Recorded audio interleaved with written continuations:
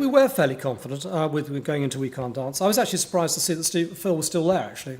I fully expected him to have disappeared. He'd had so much success, I thought, doesn't need us guys anymore. After the Invisible Touch tour, I decided to... That's when I started working on my train set, if I remember rightly. And then I did some film work, so I did Buster. So that took care of a fair amount of time, preparation, filming, shooting, editing, doing that soundtrack or getting involved in that. Then I did But Seriously, which was my record between Invisible Touch and We Can't Dance, and on that whole world tour thing with Sirius too. So there was every reason for there to be a delay. I think at this stage we had this thing whereby we were doing a Genesis record and then solo stuff, and I was doing Mike and Mechanics now, and so you come back with you've learnt things, and that I think that break, that variety of creative work with other people, when you kind of came back fresh, ready to appreciate what the other two did. I was still very fully committed, and to me, I was actually more involved in We Can't Dance than any other record. I think No Son of Mine is probably one of my most recent favourite tracks, because once again it's almost like the start of what we could be doing, what was the next sort of stage, you know what I mean? It's like once again a dark atmosphere. That sound Tony has was a little guitar thing I played which he looped and messed around with and made it sound like an elephant. Trying to find a way out. Sounds like an elephant being sick, which is a very distinctive sound. Again, I always like to try and get a sound in there if I can. This was, again, just sampling noise in the room, and it was just Mike actually making some thrashing around, and I just cut out this little bit in the middle of it, and then slowed it right down, and just used the front end of it, and stuck it with this E minor chord, and the effect was fantastic. I thought, this is great, I love this. And immediately, then Phil started warbling on top of it, and we thought we got a song here that sounds really good. This album was probably the best example of the three of us improvising, and I'm singing improvising at the same time. We did it before, but this was much more so on this record, where there'd be a drum machine playing, and Mike would be playing something, Tony would be playing, and I'd be singing. And out of that stuff, like No Son of Mine, improvised most of it, well, a lot of it, not most of it, a lot of it. If you can just set up an atmosphere sometimes, that's what it's all about. You just get a sort of a feel going. And funnily enough, what you do after it sometimes is not so important. Once you've got that initial mood, it carries you for a long, long time.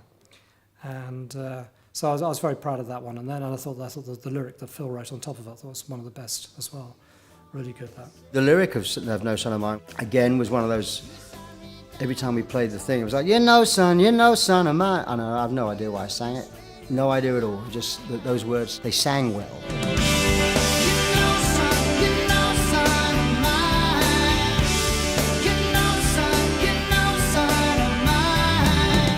So that was a story of this kid that kind of basically was tired of going home and seeing his mother and father fighting. Father would come back having drunk too much and wallop, and he just had enough. And eventually he realised that he needed to confront this problem.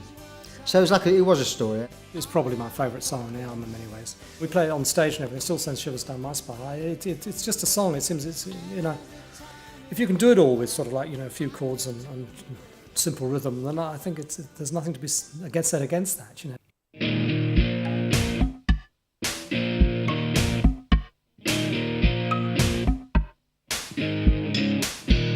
Tony had this boom, sh, boom, boom, which he played on the keyboard.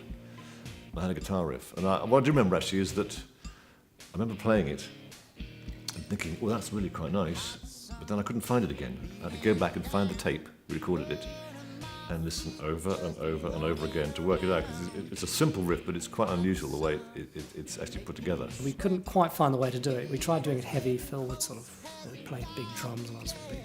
Nothing was really sounding very good. And one time, I got this new keyboard, which was a sort of Roland thing, and it had a sort of preset drum sound thing on it. And I just started playing along with it. It had a bass drum, like boom, boom, boom, like this, and then started playing these silly sounds on top of it. And the whole thing suddenly took on this completely different character. And we thought, well, this is really good. We'll do it like that. And what we did was actually, after we'd written it, we didn't do anything to it for about the next month or two, and then just said, well, we'll put that song down, the one with the guitar riff. 5 minutes work, we just That was our classic example of, let's not do this anymore. Let's just record this right now, you know.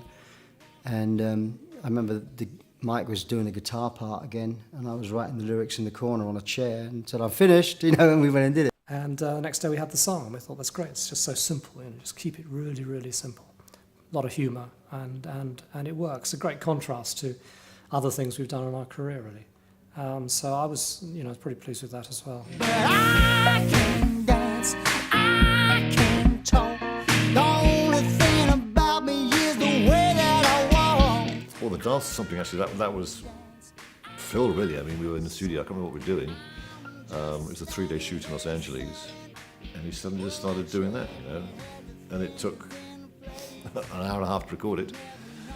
And I'll always forever be known as the guy who does that, but better than Tony, I hope. As we get older and older, the only thing that people remember about us is this walk, you know. But it's good to remember for something, is what I'd say, you know. I remember reading Roger Waters doing an interview in Rolling Stone. Said, and as for Genesis, you know, doing that stupid walk with that awful song. And I kind of thought, I mean, now I've met Roger a few times, and I kind of know that, you know, he's a miserable bastard, basically. You know, I love his music, but really, you know, he's kind of has got no sense of humour. Or not. He has a very dark, cynical sense of humour, but he didn't see the fun in it at all. I kind of think he felt that this was our big statement. But so I did write to him, tell him. But he just said that what he said was meant to be off the record, which didn't exactly make it any better.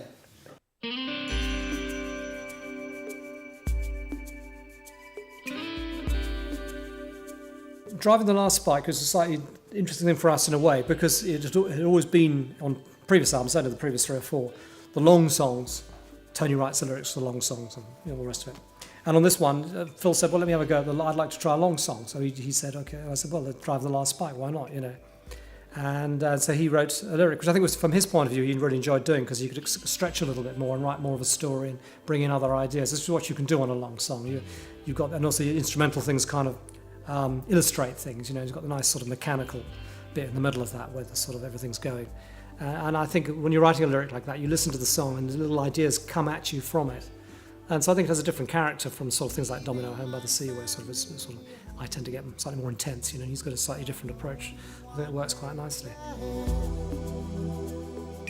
Waving goodbye as I left them in tears, remembering all we'd said.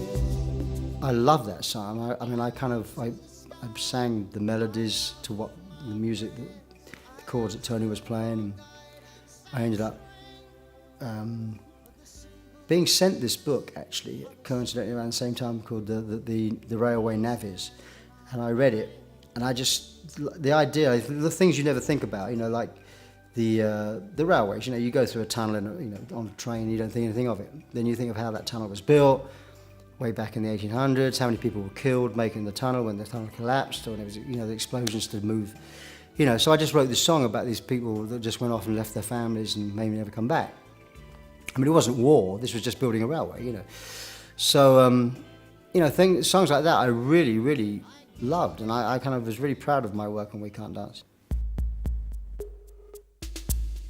The last 3 albums, Genesis, Invisible Touch with Phil, and We Can't Dance, I just remember the writing of them being a real pleasure to do. Fast, easy, really, really creative, you know, things just came out. There were a lot of good moments on it, really, and we were very confident at this stage. And I did feel when we finished this record, probably the only time in my career I thought, well, I think this is going to do very well, this album. You know, every other time I've always had a bit of trepidation, but this time I felt pretty good.